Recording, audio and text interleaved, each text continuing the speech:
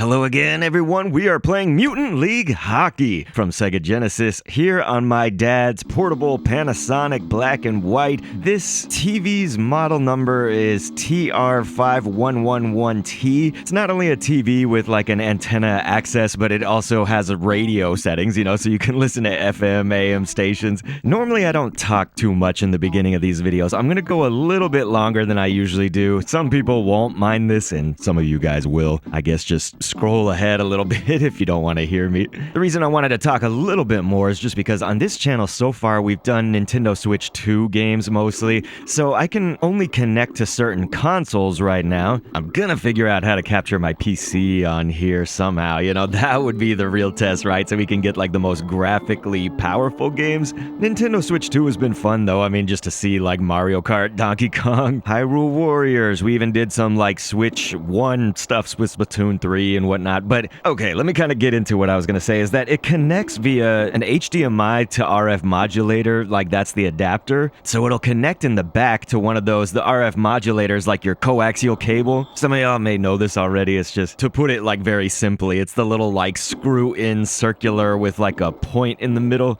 That's the input into the TV. And so for something like Mutant League Hockey, actually, you're going to see that this looks pretty sharp for Sega Genesis, it does look different when you're looking at it in real life. Let's say, looking at it right here, just me filming. I actually use my phone to film these. There's probably something better we could do, and I'm open to your suggestions, everybody. This is really ease of use, but for Sega Genesis, I also have an adapter where it's like, your composite cables, red, white, yellow for video. Those can go with like an HDMI, right? So like a lot of people have that if they're a content creator trying to capture sort of these older consoles. That's making the Genesis look a little sharper right here, but it was also, I think, Sega Genesis and Nintendo 64, some of my favorite consoles, the NES.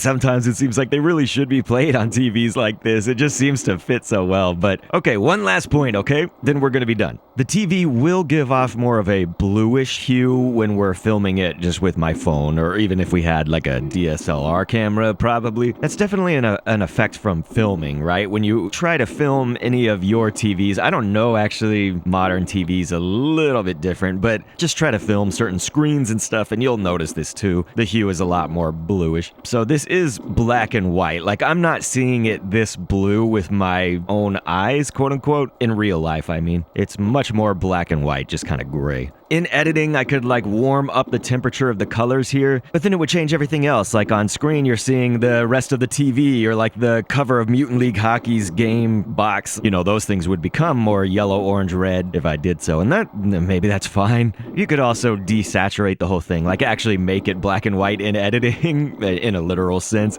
But I don't know, something kind of, to me, is beautiful and charming about doing it this way, but I'm definitely open to what you guys want to see, so thank you so much. Please let me know, is there a new, some kind of console game that you want to see? Again, consoles for now, played on this mini beast, and I'm gonna shut up for the second half of Mutant League Hockey. Please subscribe if you like this stuff, and enjoy.